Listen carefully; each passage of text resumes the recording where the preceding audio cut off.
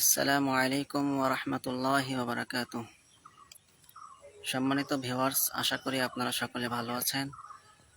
আলহামদুলিল্লাহ, আপনাদের দোয়ায় আমিও ভালো আছি।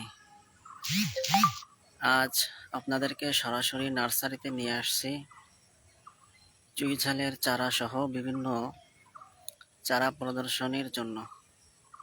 আপনারা দেখতে পাচ্ছেন আমরা নার্সারিতে আছি এখন। নার্সারির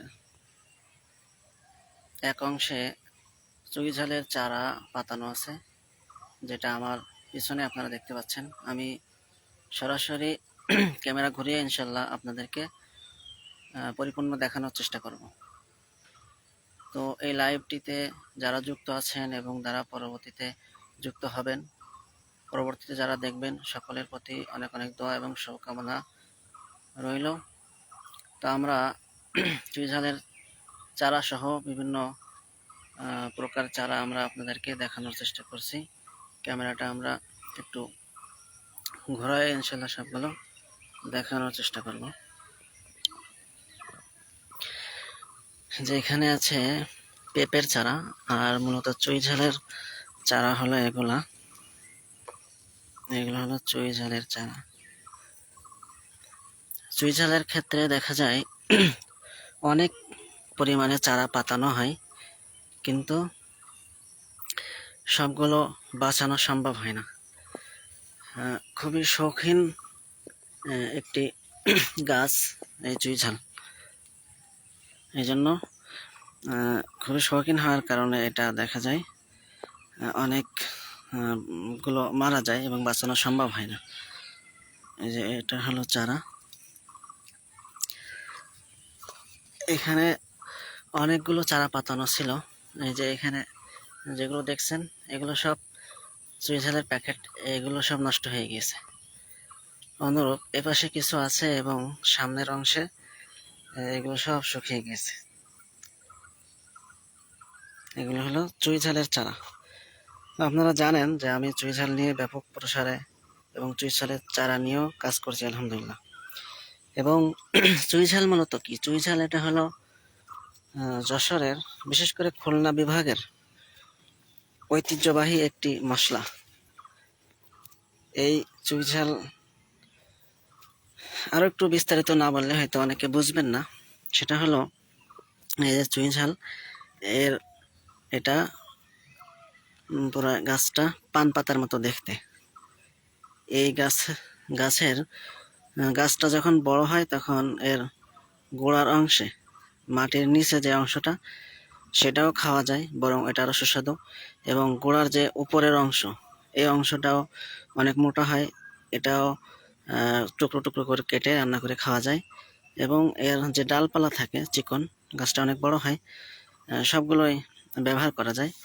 এটার ব্যবহারের প্রক্রিয়া হলো টুকরো টুকরো করে কেটে মাছ, মাংস এবং অন্যান্য সবজি, এরপরে চুই যেমন ছোলা, বুট ইত্যাদি ভুনা করার ক্ষেত্রেও এই চুই ঝাল ব্যবহার করা হয়। এবং এটা ব্যবহার করার কারণে সেই তরকারি বা গোশতের স্বাদ বৃদ্ধি পায় এবং চুই ঝালটা একটু ঝাল ঝাল টাইপের লাগে। এবং এর অনেক উপকারিতাও আছে। এর উপকারিতা সম্পর্কে আমার বিভিন্ন পোস্ট দেওয়া আছে, যেগুলো যদি আপনারা দেখতে চান তাহলে পোস্টগুলো দেখলে অবশ্যই আপনারা দেখতে পারবেন। এবং আমি এই পোস্টের কমেন্টেও ইনশাল্লাহ এর উপকারিতা আমরা দিয়ে দেওয়ার চেষ্টা করব। এই গাছগুলো হলো পানচাটিয়া একটা ফুল। এখন যেহেতু ফুলের সিজন না, এই জন্য এতে ফুল ফোটেনি।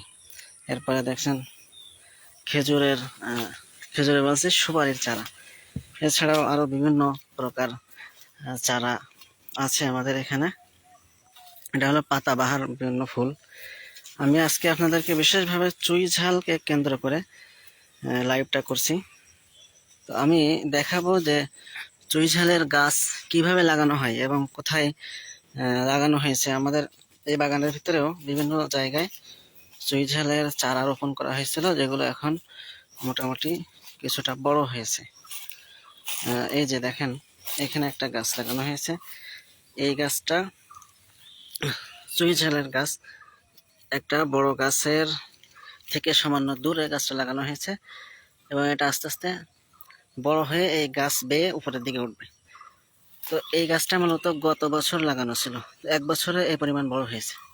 অনেকে হয়তো জানেন না যে এটা কেমন বাড়ে।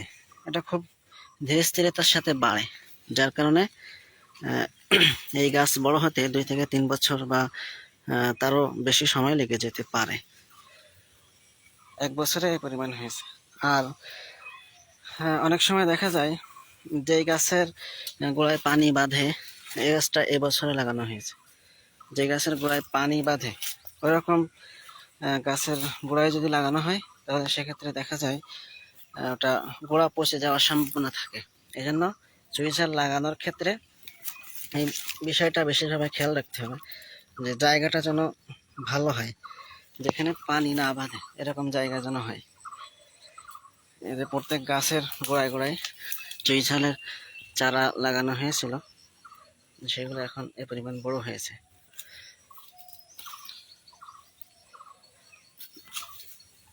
এই যে একটা অনুরূপ বিভিন্ন গাছের গোড়ায় গোড়ায় চুই ঝালের চারা লাগানো হয়েছে এবং এই চুই ঝালের লাগানোর ক্ষেত্রে এতে কোনো সার ইত্যাদি দেওয়া যায় না, এটা শুধু লাগিয়ে দিতে হয়। এবং হ্যাঁ, সার ব্যবহার করা যায় জৈব সার, অর্থাৎ যেই গোবর শুকায় গিয়েছে, শুকনা গোবর, অর্থাৎ যেটা সারে রূপান্তরিত হয়েছে সেরকম গোবর এতে ব্যবহার করা যায়। এই যে এটা একটু বড় হয়েছে। তো এটা ছিল চুই ঝাল সম্পর্কে কিছু আইডিয়া এবং এটা লাগানোর প্রক্রিয়া। এটা গাছ থেকে সামান্য বা গাছের নিকটেই লাগাই দেওয়া হয়, একটু দূরে লাগালে ভালো হয়। দেখা যায় এটা শিকড় বড় হবে, সেক্ষেত্রে গাছের শিকড়ের সাথে যাতে এটা আটকে না যায় এজন্য একটু দূরে লাগালে ভালো হবে। তো আজকে আমার কিছু চুই ঝালের চারার অর্ডার আছে, এই জন্য আমি নার্সারিতে আসছি সকাল সকাল, অর্থাৎ বিকেল টাইমে একটু আগে আগে আসছি। চাচ্ছি যে মনে হলো যে সকলের সাথে বিষয়গুলো একটু শেয়ার করা যায় কিনা, তাহলে বুঝতে সুবিধা হবে। এই জন্য মূলত আজকের লাইভটি। যারা পরবর্তী দেখবেন সকলের জন্য অনেক অনেক শুভকামনা রইল। সকলে আমার জন্য দোয়া করবেন এবং আন্নুর সবার জন্য দোয়া করবেন।